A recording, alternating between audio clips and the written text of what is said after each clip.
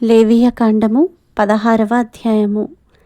అహరోను ఇద్దరు కుమారులు యెహోవా సన్నిధికి సమీపించి చనిపోయిన తరువాత యెహోవా మోషేతో మాటలాడి ఇట్లనెను, నేను కరుణాపీఠము మీద మేఘములో కనబడుదును గనుక నీ సహోదరుడైన అహరోను చావకయుండునట్లు అతడు మందసము మీది కరుణాపీఠము ఎదుటనున్న అడ్డతెర లోపలికి ఎల్లప్పుడూ రాకూడదని అతనితో చెప్పుము. అతడు పాప పరిహారార్థ బలిగా ఒక కోడెదూడను, దహన బలిగా ఒక పొట్టేలును తీసుకొని వీటితో పరిశుద్ధ స్థలములోనికి రావలెను. అతడు ప్రతిష్ఠితమైన చొక్కాయి తొడుగుకొని తన మానమునకు సన్ననార లాగులు తొడుగుకొని సన్ననార దట్టి కట్టుకొని సన్ననార పాగా పెట్టుకొనవలెను.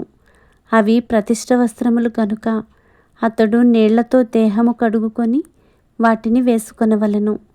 మరియు అతడు ఇశ్రాయేలీయుల సమాజమునొద్ద నుండి పాప పరిహారార్థ బలిగా 2 మేకపిల్లలను, దహన బలిగా ఒక పొట్టేలును తీసుకొని రావలెను.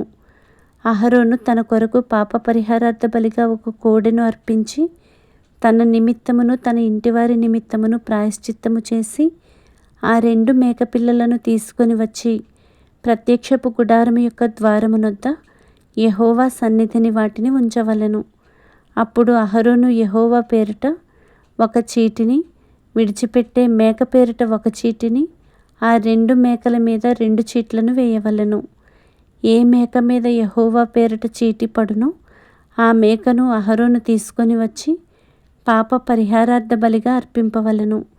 ఏ మేక మీద విడిచిపెట్టుట అనే చీటి పడునో దాని వలన ప్రాయశ్చిత్తము కలుగునట్లు దానిని అరణ్యములో విడిచిపెట్టుటకై యెహోవా సన్నిధిని దానిని ప్రాణముతోనే ఉంచవలెను. అప్పుడు అహరోను పాప పరిహారార్థ బలియగు ఆ కోడెను తీసుకొని వచ్చి తన నిమిత్తమును తన ఇంటివారి నిమిత్తమును ప్రాయశ్చిత్తము చేసుకొనవలెను.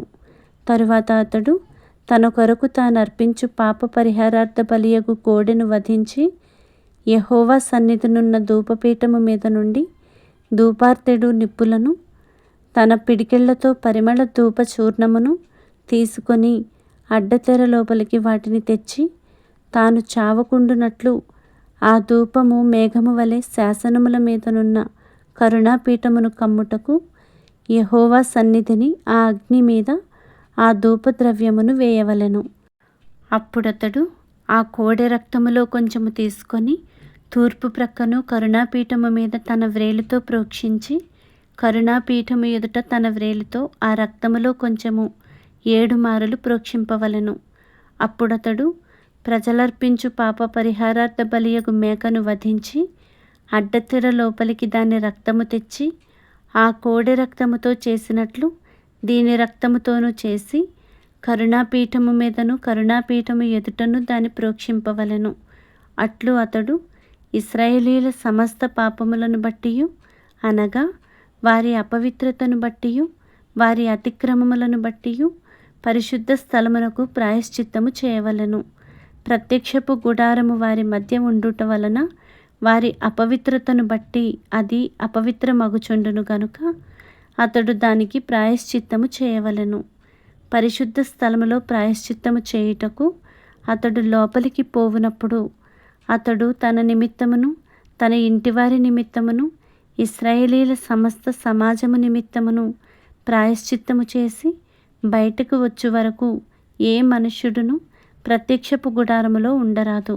మరియు అతడు యెహోవా సన్నిధినున్న బలిపీఠమునొద్దకు పోయి దానికి ప్రాయశ్చిత్తము చేయవలెను. అతడు ఆ కోడె రక్తములో కొంచెమును ఆ మేక రక్తములో కొంచెమును తీసుకొని బలిపీఠపు కొమ్ముల మీద చమిరి 7 మారులు తన వ్రేలితో ఆ రక్తములో కొంచెము దాని మీద ప్రోక్షించి దాన్ని పవిత్రపరచి ఇశ్రాయేలీయుల అపవిత్రతను పోగొట్టి దానిని పరిశుద్ధపరచవలెను. అతడు పరిశుద్ధ స్థలమునకును ప్రత్యక్షపు గుడారమునకును బలిపీఠమునకును ప్రాయశ్చిత్తము చేసి చాలించిన తరువాత ఆ సజీవమైన మేకను దగ్గరకు తీసుకొని రావలెను.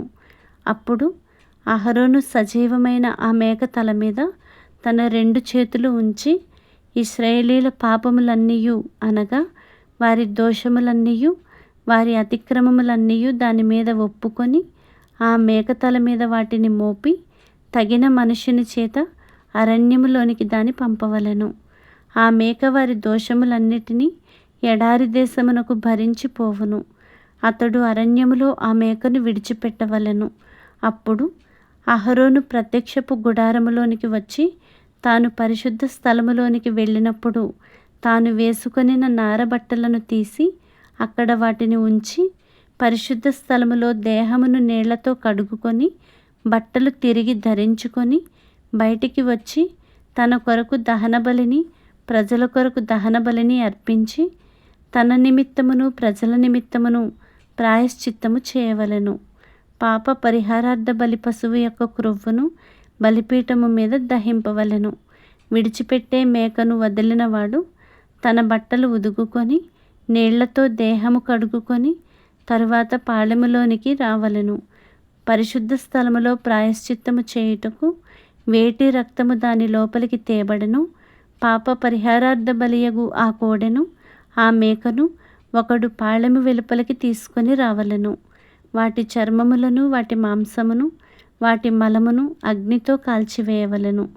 వాటిని కాల్చివేసిన వాడు తన బట్టలు ఉదుకుకొని నీళ్లతో దేహము కడుగుకొని తరువాత పాళెములోనికి రావలెను. ఇది మీకు నిత్యమైన కట్టడ. స్వదేశులు గాని మీ మధ్య నుండి పరదేశులు గాని మీరందరూ 7వ నెల 10వ నాడు ఏ పని అయినను చేయక మిమ్మును మీరు దుఃఖపరుచుకొనవలెను. ఏలయనగా మీరు యెహోవా సన్నిధిని మీ సమస్త పాపముల నుండి పవిత్రులగునట్లు ఆ దినమున మిమ్ము పవిత్రపరచునట్లు మీ నిమిత్తము ప్రాయశ్చిత్తము చేయబడను. అది మీకు మహావిశ్రాంతి దినము. మిమ్మును మీరు దుఃఖపరచుకొనవలెను. ఇది నిత్యమైన కట్టడ. ఎవరు తన తండ్రికి మారుగా యాజకుడగుటకై అభిషేకము పొంది తన్ను ప్రతిష్ఠించుకొనునో ఆ యాజకుడు ప్రాయశ్చిత్తము చేసుకొని నారవస్త్రములైన ప్రతిష్ఠిత వస్త్రములను ధరించుకొనవలెను. మరియు అతడు అతి పరిశుద్ధముగానున్న మందిరమునకును ప్రత్యక్షపు గుడారమునకును బలిపీఠమునకును ప్రాయశ్చిత్తము చేయవలెను. మరియు అతడు యాజకుల నిమిత్తమును సమాజము నిమిత్తమును ప్రాయశ్చిత్తము చేయవలెను.